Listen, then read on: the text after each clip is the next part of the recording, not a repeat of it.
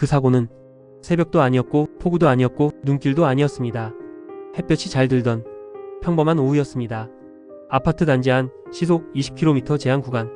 아이 손을 잡고 걷던 엄마와 유모차를 밀던 할머니가 횡단보도를 건너고 있었죠. 그때 차 한 대가 들어옵니다. 운전자는 70대 초반, 운전 경력 45년, 주변 사람들 말로는 운전 참 조심스럽게 하던 분이었습니다. 차는 멈춰야 했습니다. 브레이크를 밟아야 했죠. 그런데 블랙박스엔 이 장면이 그대로 남아 있습니다. 브레이크가 아니라 엑셀을 끝까지 밟는 장면.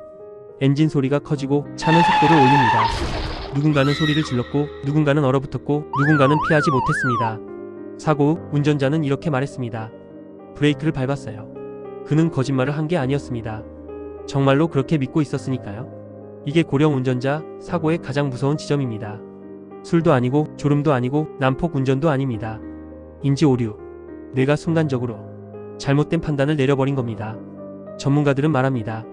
이 오류는 연습으로 고칠 수 있는 문제가 아니라고. 모두가 멈춰야 하는 순간 한 대의 차량만 그대로 직진합니다. 맞은편에서 오던 차와 정면 충돌. 운전자는 73세. 사고 직후 이런 말을 합니다. 신호가 아직 남아 있었어요. 하지만 CCTV엔 빨간불이 선명합니다. 이 운전자는 신호를 못 본 게 아니라 늦게 본 겁니다. 그 1초. 그 아주 짧은 1초 차이가 사람의 생사를 갈랐습니다. 한 초등학교 앞 하교 시간. 아이들이 쏟아져 나옵니다. 차량이 서서히 접근합니다. 속도는 빠르지 않습니다.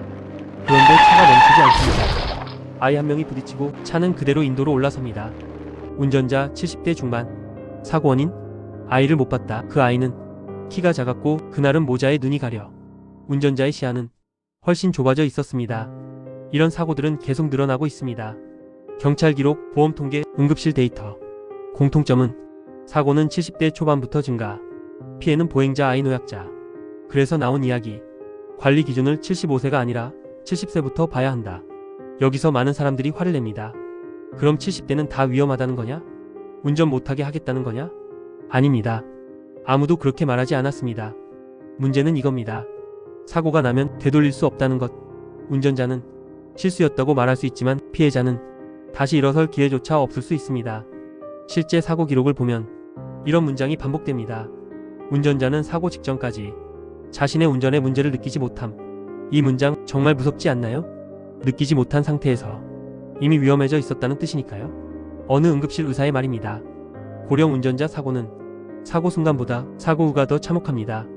차가 느리게 움직였기 때문에 피해자는 즉사하지 않고 오랫동안 치료를 받다가 고통 속에서 세상을 떠나는 경우도 많습니다.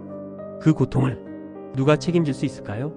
이쯤에서 이 질문을 하지 않을 수 없습니다. 만약 오늘 사고가 났다면 우리는 그 운전자에게 어떤 말을 할 수 있을까? 괜찮을 줄 알았죠? 누구나 실수할 수 있어요. 그 말이 피해자 앞에서도 나올 수 있을까요? 그래서 전문가들은 말합니다. 이건 고령자에 대한 처벌이 아니라 사고를 막기 위한 최소한의 장치다. 정기적인 인지 검사, 실제 도로 상황 반응 테스트, 스스로 상태를 인지하게 하는 과정. 즉, 차 키를 빼앗는 게 아니라 사고를 미리 막자는 겁니다. 마지막으로 사고를 낸 한 운전자의 말로 이 이야기를 마치겠습니다. 그날 이후로 잠을 못 잡니다. 차 소리만 들리면 가슴이 내려앉아요. 차라리 그 전에 누가 말려줬으면 좋았을걸. 그래서 이 질문은 이제 이렇게 바뀌어야 합니다. 아직 괜찮다가 아니라 지금 안전한가? 이건 고령자의 문제가 아니라 언젠가 우리 모두가 운전대를 잡고 마주할 미래입니다.